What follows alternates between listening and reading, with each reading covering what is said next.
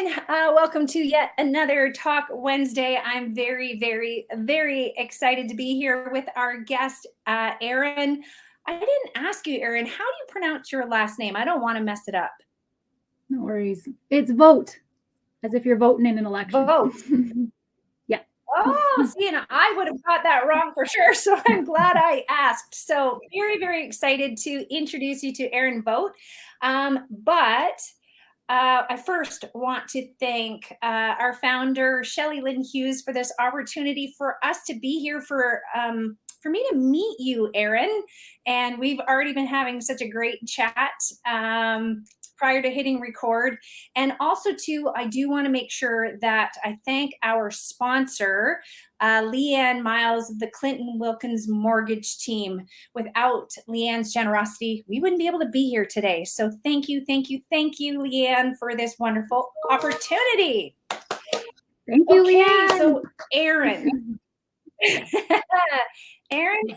Erin, I have to say, this is my first ever conversation with an ADHD coach. So I would love for you to summarize what an ADHD coach does, all the things. How did those letters end up after your name? Well, thank you, Steph, for having me. And it's a pleasure to be here.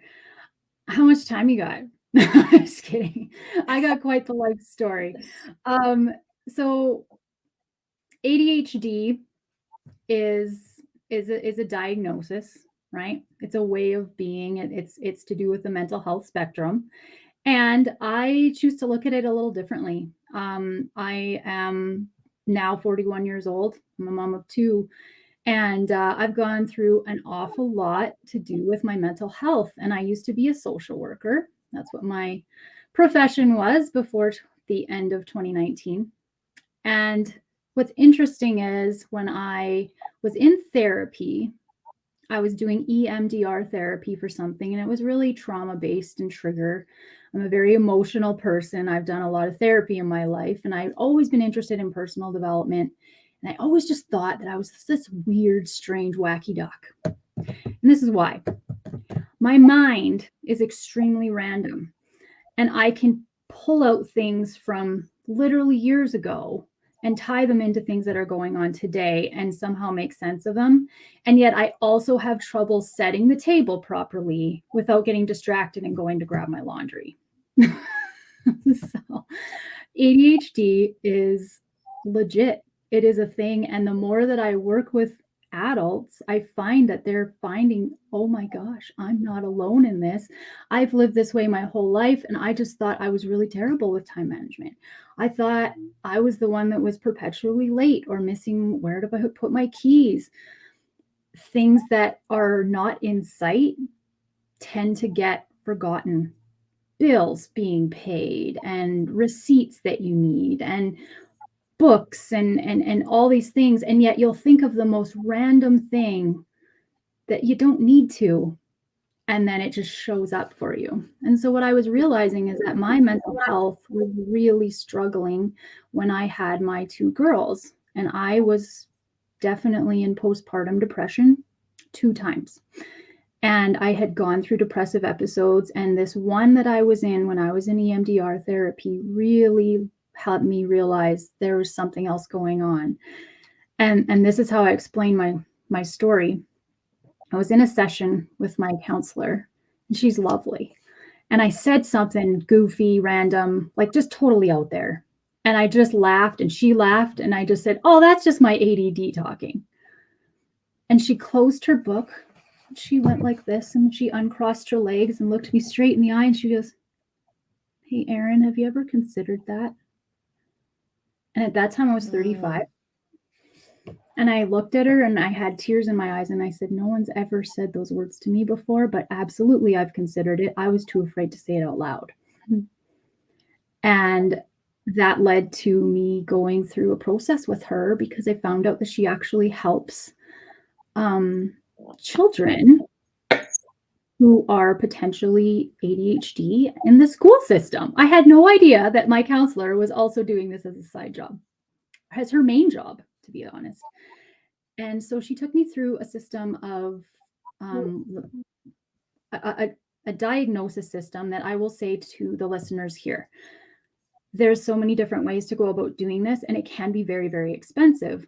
I was very, very fortunate that I was in the place that I was because she was able to help me do something with just a computer.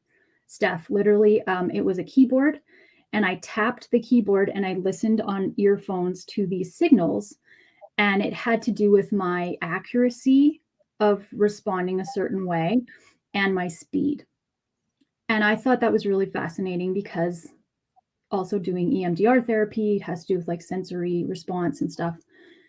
And so I was all into it and I was trying to pass it, right? But you have to go with what your brain is actually doing, right? So I'm like, you can't get an A in this. It's a bloody assessment. Let's be serious. So it came out that I'm actually high functioning ADHD. And it was such a life-changing pivotal moment for me because my whole life I was like, I just don't fit in. Like, I've always had trouble with this and that and like the simplest little things. Why did I have such trouble studying when I was a kid? Why was I such an excellent, like, over the top OCD speller, but yet I couldn't remember details for multiple choice questions? I could write my way through anything, but when it came to math and statistics, so much anxiety, right? And so our brains are all wired differently, and mine is definitely a type B. I'm not someone that you want to hire to do organizing of your home, just so you know. But if you need to talk through things that are driving you through the roof with stress, I'm your girl. And so I'd always been a shoulder for people. I'd always been that person that people come to. And as a social worker, I had everyone, including seniors, hang out with me. And I wouldn't have any notes. I wouldn't have any, I would literally just sit and listen to them. And they would tell me things, Steph, and they'd be like, I've never said that before.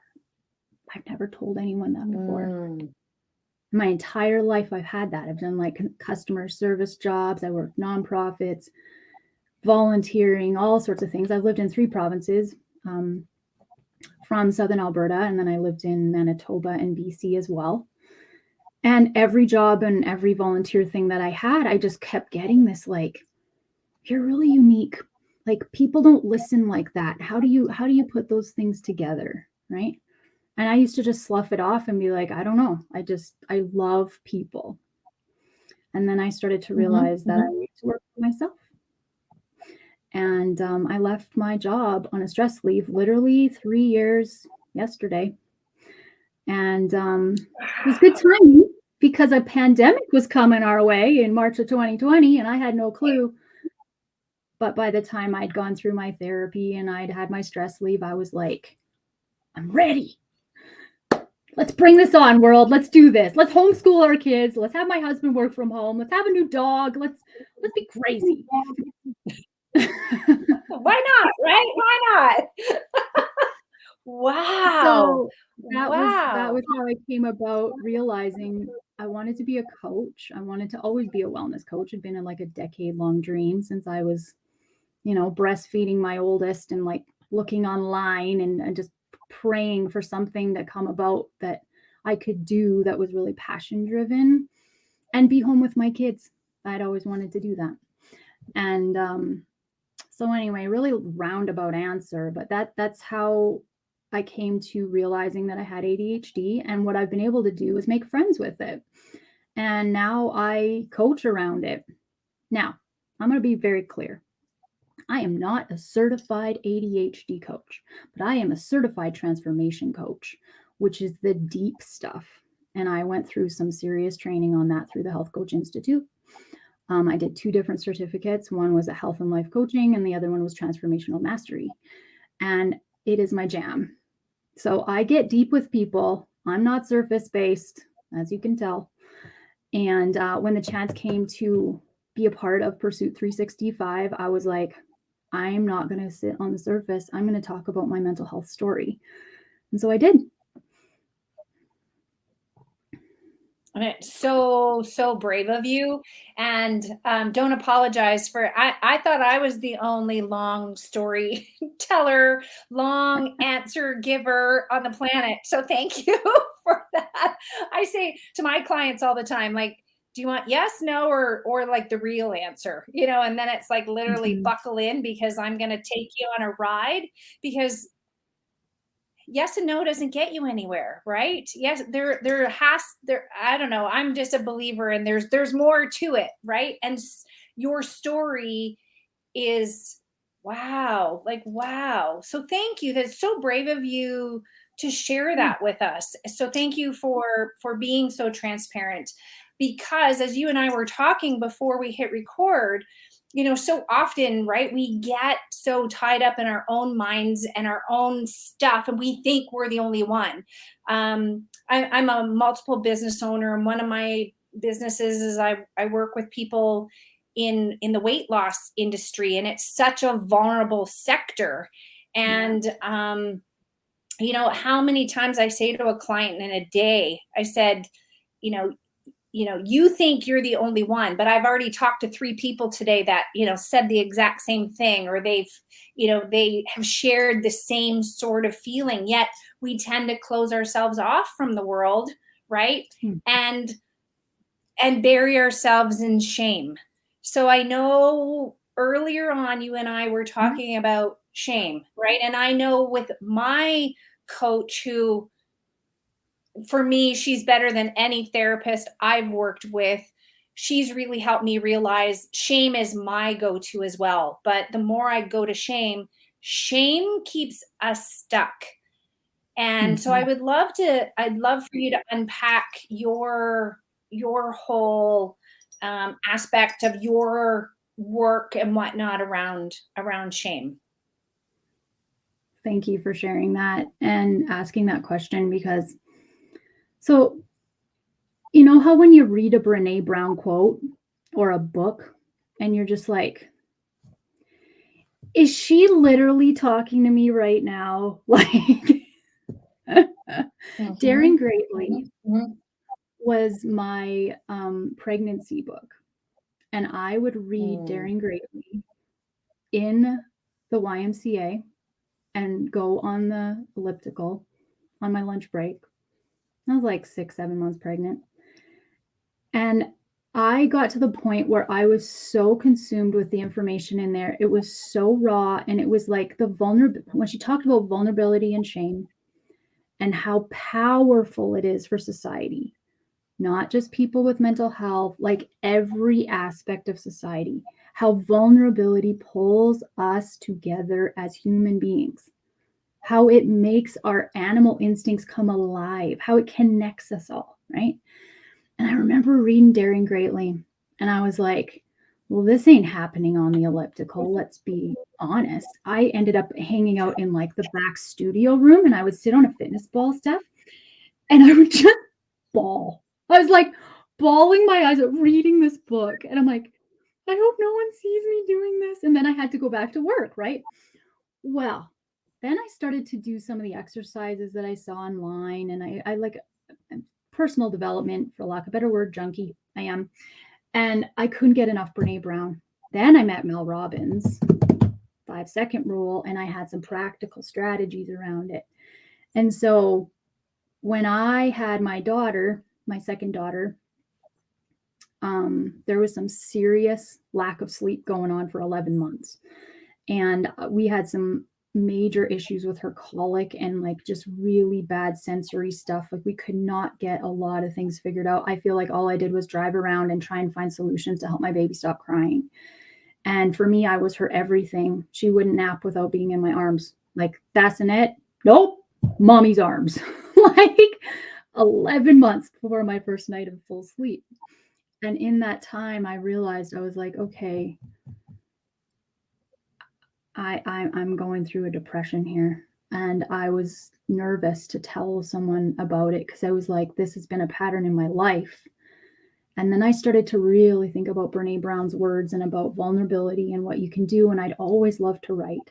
And I would have this little iPad and I'd lay in bed and I'd just have my iPad and it was like one of those little like keypads, right? And that Pages document, I just started writing. And there's stuff that came out of there, and I don't even know if I could still access it because this was a few years ago, 7 years ago. But the stuff that came out of me, I was like, oh man, if only I had the bravery to share this in a blog, I could go really far. And I didn't. I let shame eat me up for years. And so I share that because I know there's people who are listening right now who are going through the same thing. They got something on their heart. They want to be on a podcast. They got something on their heart. They want to write a book. They want to write a journal. They have something they want to do. They want to hang out in their community and do something big. And something is holding them back. And you know what it is? It's shame. Because our life is focused around fear. The outside world just wants us to be afraid of everything. Be afraid of your neighbors, for heaven's sakes, for the last 2 years. So how are we supposed to live in connection when that is the messaging we're receiving? And I'm here to tell you all that you can put shame to rest by simply checking in with yourself, finding the support you need, but more importantly, go on a journey. Like unmask. I hate the word mask, but I always say I was masked. I was like, hi, Steph, how are you? And then be in bed for 3 days with depression, yelling at my kids. Because society expects us to be different. And so shame, I have a mission, and that is to unshackle from shame. I did it myself. I've gone through it myself, and I want everyone else out there to learn that they can unshackle from that shame. And men or women, young or old, suicide is really, really close to my heart. I know what shame can do. It's not just something that, oh, it's a part of your life. No, it eats you alive. And it can tear you down, put you in the hospital. It can make you do things and say things that you never thought you would go to. And so it's important to pay attention to that. And the longer that we play this game of playing on the surface, the longer we're going to be suffocated by it. And so things like this open up the channels for all of us. And I just really want to thank you. Well, and as you're speaking, I'll go back to, my own personal scenario and, my coach helping me recognize, because I had started to talk, a little bit more about, for me, it was always like, I was afraid of appearing weak. So, and reading some Brene Brown, it's, you start to talk a little bit along that way. But she called me out one day and she says, no, you're not really being vulnerable. You're telling stories. So she says, for you want to figure it all out and you want to get it polished up and then you'll talk about it. She says, I want you to get so you're messy and you're in the trenches and you don't know what to do and you don't know where, right? Because for me, I've always been about being in control and having my crap together, or so I wanted to portray out there. And especially as a business person, I remember too feeling so much shame, realizing like, well, I don't know that. And not wanting to admit it to anybody, because I thought as a business owner, we're supposed to know how to do everything about our business. And, and then realizing that no, right?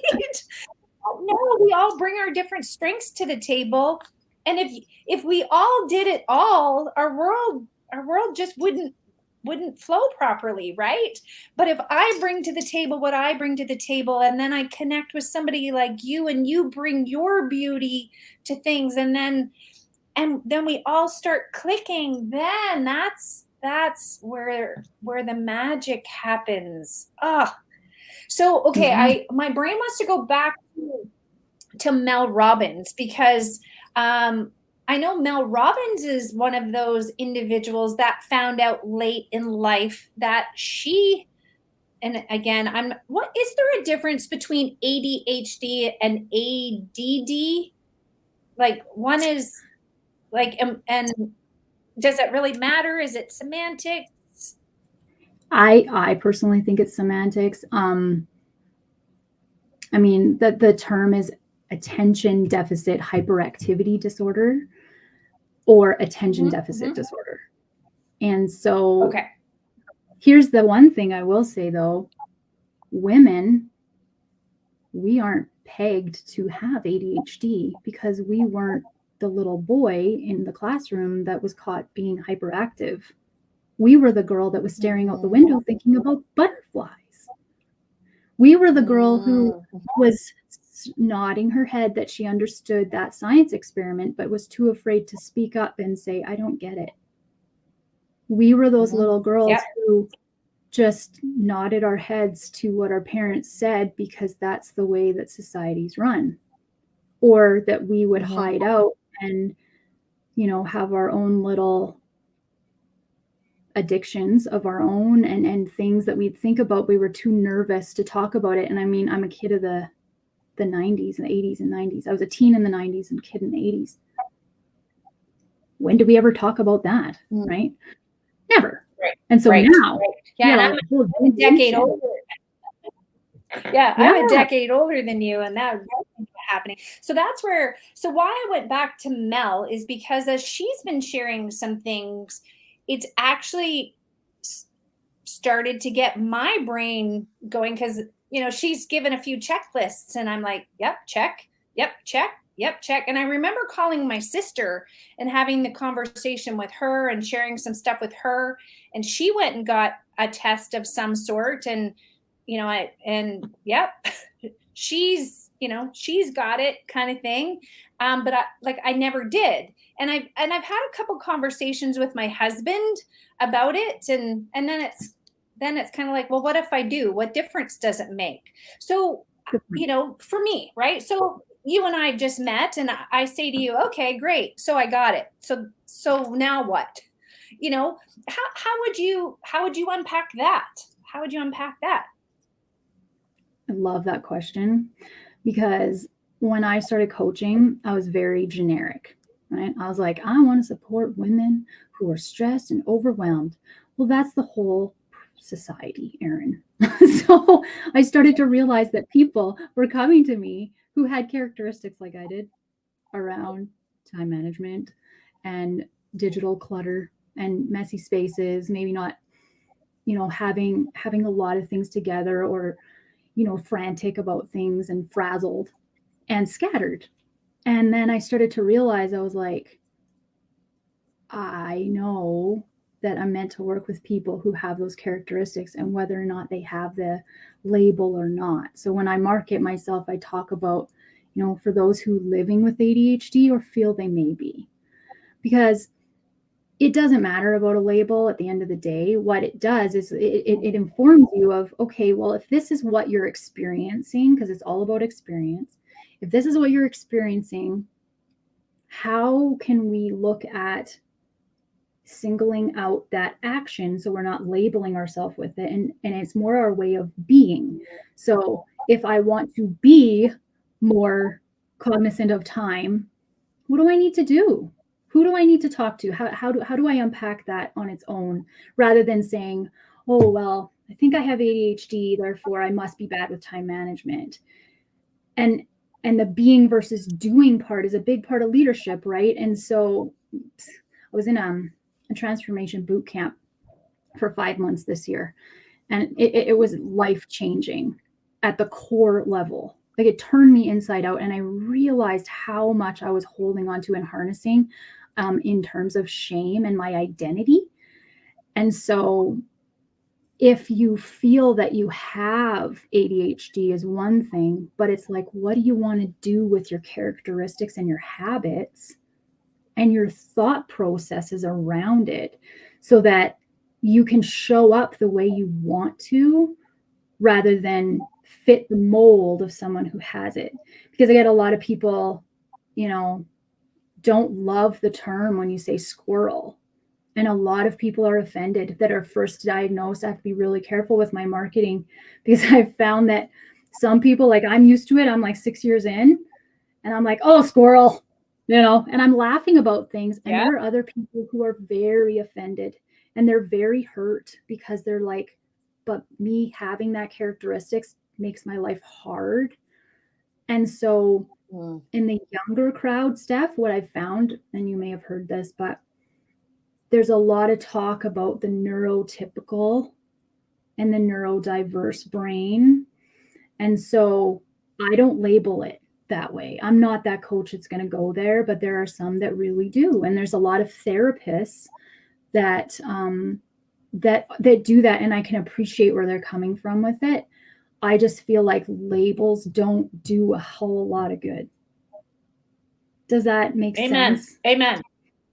Amen. And you're speaking my language because, in my world, shame is a big thing, for different reasons.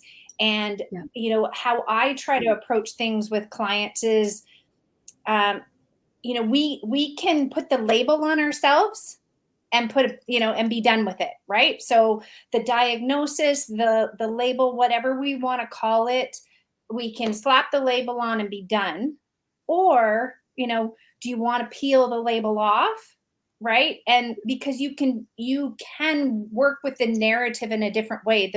The period doesn't have to go there. It doesn't have to be, I've been diagnosed with, period, end of story, that's it. No. Okay, there's ways to deal with that, right? So I'm an emotional eater is what I hear a lot. Okay, so you've recognized that.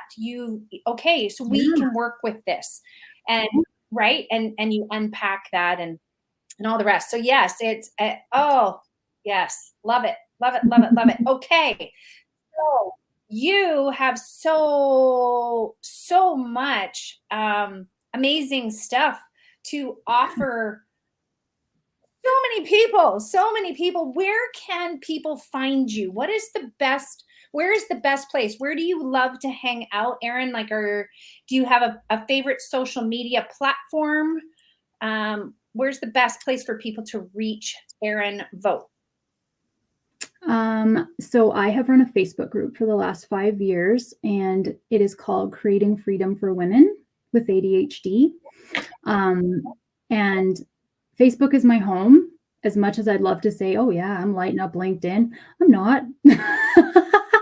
um, I have a lot of connections in various channels, and I'm not an Instagram person because I find it hard, and I'm not a reels queen yet. So I'm getting there. There's a lot of people in ADHD land I love because they're like, ADHD, this is what it is. But what's the worst thing for your brain when you have ADHD? Playing the reels game, people. So don't go there if you don't have to. I do live videos in my group. I show up randomly. I'm pretty random. And then I just speak from the heart. And a lot of the times I'll throw in blogs, or I'll just throw in a funny joke. I'm not attached. I'm basically there to just serve and show people what's possible when you can make friends with who you really are and your authenticity. And I have a contract. I figured this out through leadership. I am a courageous, connected, joyful leader. And I love to come from a place of authenticity. So I love to share how that's possible for other people. And in my website, Say people that can again. go to.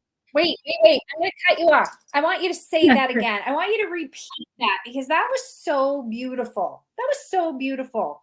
Please, Thank please, you. please say that again. I am a courageous, connected, joyful leader. And I love to come from a place of authenticity and teach others how to find theirs. Oh, I love it. Every one of these talks I've done, there's been like that moment. That was the moment of this one. So love that. Okay, sorry, I totally cut you off. Keep going. Oh, that's You were okay. still saying about your website. My website's pretty easy. It's www.erinvogt.com. VOGT is vote. And I have a coaching tools tab that you can check out. And I have a fun freebie that is actually like a mini coaching session built into a PDF. And so this one is called How to Calm Your ADHD Mind. Now, you don't have to have ADHD for this to work, trust me. But what you do is you go through a relaxation exercise for just a couple of minutes, really get in tune with yourself, because you're going to brain dump what the heck's going on up here. And I want you to brain dump for real, not what you think you need to write in the point form. This is how you brain dump. This is how people with ADHD brain dump. My foot is really itchy. There's clothes in the dryer. I don't know what to make for supper. I got to go pick up my kids. My dog won't stop barking. And I don't have all my Christmas presents.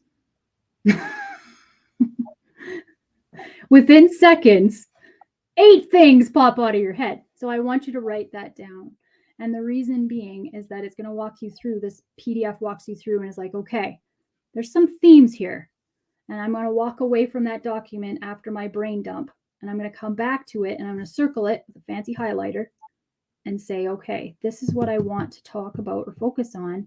And then there's a series of 6 questions that takes you through and asks you specifically about that key area and why it's in your headspace. And then it walks you through into what we're all about with coaching, which is action step 1, not the whole staircase, 1 step, and enlisting accountability. And my favorite part, celebrating after you do that. I have a motto, Steph, ABC, always be celebrating, right?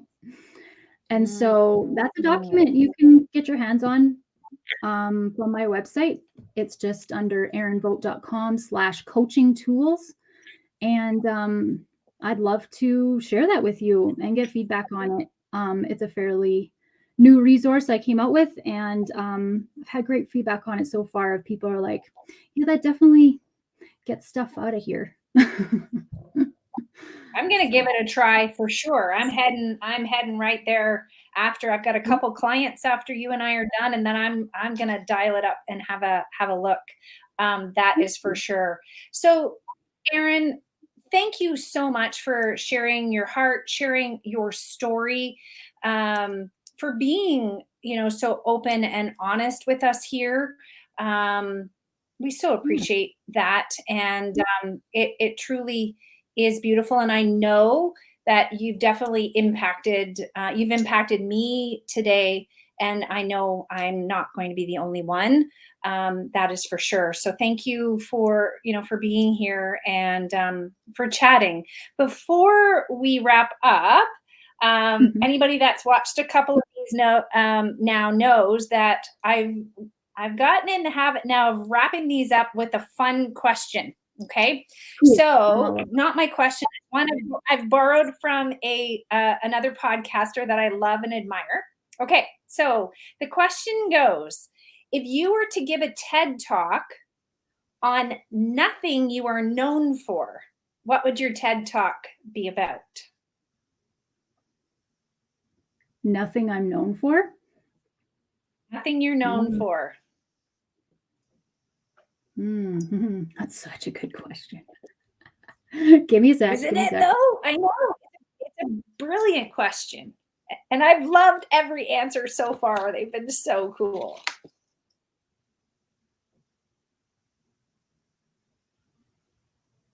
How to write story poems within minutes. Oh, wow. There's a zinger. What's a story poem? Really quick story. Ever since I was a little girl, I've always loved writing and rhyming.